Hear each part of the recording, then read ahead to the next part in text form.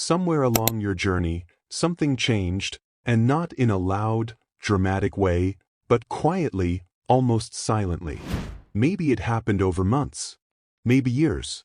But one day you woke up and realized the way you used to feel, the things that used to excite or worry you, they just don't hit the same anymore.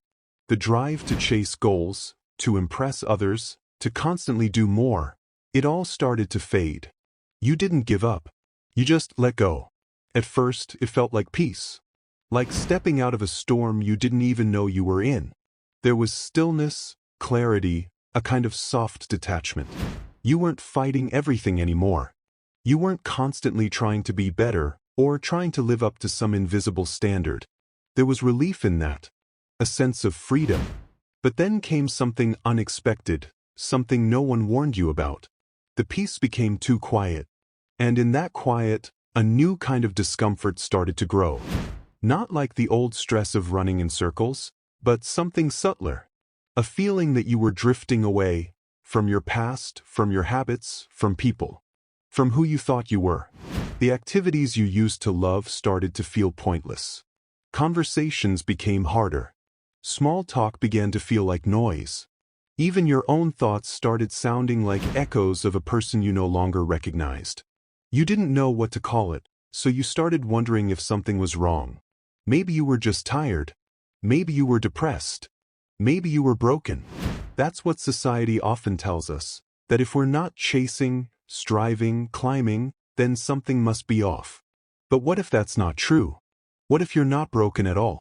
What if this strange stillness you're experiencing isn't the end, but the beginning? You see, there comes a point on every inner journey where the ego, the part of you that was built by others, shaped by praise and fear and comparison, begins to crumble. Not in a destructive way, but in a dissolving kind of way. It's as if the scaffolding that held your identity in place starts to fall away, and you're left with something raw, unshaped, unfamiliar. Yourself, in your purest form. And that's terrifying, because no one teaches us how to just be. We're taught how to perform, how to achieve, how to meet expectations. But being? That's foreign. That's not something you can post about or measure or be rewarded for. It's not sexy. It's not glamorous. It's silent, inward, and invisible. But it's also sacred. What you're experiencing is the pause. The in-between. You're not who you used to be, but you haven't fully stepped into who you're becoming. You're in a liminal space, like the moment between inhale and exhale.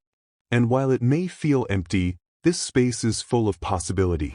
It's where transformation begins, not from effort, but from surrender. And yet, this sacred pause can feel like exile. People might not understand what's happening to you. They may call you distant, lazy, disengaged. You may start to question your own path. But deep down, something in you knows this isn't a breakdown. It's a realignment. You're tuning out of the noise so you can hear your own truth. You're letting go of false selves so you can meet the real one. You're no longer playing the game of success and image. You're rewriting the rules altogether. This part of the journey is uncomfortable, yes. But it's also essential. It's the cocoon, the soil, the silent space where growth hides before it shows. So if you're here, if you've felt this shift, if you've wondered why everything suddenly feels so quiet and strange, know this. You are not alone. And you are not lost. You're shedding. You're preparing. You're becoming. Let this pause hold you without rushing to escape it. Because the self that will rise from this stillness will not be the one you knew. It will be the one you've always been. There's something nobody really prepares you for when you begin to wake up, when you start seeing the world through a new lens, a quieter one. It's the loneliness. And not the kind of loneliness you feel when no one's around, but the kind that creeps in even when you're surrounded by people. A hollow feeling. A silent disconnection. You look around and realize the conversations that once felt normal now feel empty. The relationships that once defined you start to lose their grip. Even the laughter in the room, though real, somehow doesn't reach you the way it used to. And the scariest part? You can't explain it. Not to your friends, not to your family, not even to yourself.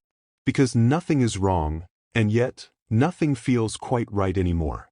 You start to wonder if you're the problem. You question if maybe you're just being too sensitive or too dramatic. But deep inside, you know what's happening. You're not broken. You're just no longer numbing yourself. You're no longer faking joy just to fit in. You're no longer bending yourself to belong in spaces that never saw the real you. And when you stop doing that, when you stop performing, you begin to feel the weight of just how much of your life was built around avoiding this silence. That's when the loneliness hits hardest. It's the gap between who you were and who you're becoming. A space that very few people talk about because it's uncomfortable. It doesn't photograph well. It doesn't get likes or applause. But it's real. You're in that space now. And maybe it feels like a loss. Like a part of your identity is fading and you have nothing to replace it with. That's normal. Because you're not here to swap one mask for another. You're here to live without one. And that takes time. There will be days when you miss the noise, even if it was meaningless. Days when you crave distraction, validation, or something, anything, to make you feel connected again. And some days you'll give in. That's okay. This isn't about being perfect. It's about being honest. And the honest truth is, awakening hurts. It isolates. It breaks illusions. But it also opens doors within you that you never knew existed. And slowly, very slowly, you begin to find comfort in the silence. You begin to enjoy your own company, not because you've given up on people, but because you've remembered who you are. You begin to speak more softly, because you're no longer trying to prove anything. You start choosing peace over drama, stillness over stimulation, truth over popularity. And here's the beautiful part. When you make peace with this inner shift, when you stop seeing your loneliness as a problem, something incredible begins to happen. You start attracting people who are aligned with your deeper self. Not the self you created to fit in, but the self that simply is. These people might be fewer in number, but the connection? It's real. It's soul level. It's the kind of conversation that leaves you energized, not drained. The kind of silence that feels full, not awkward.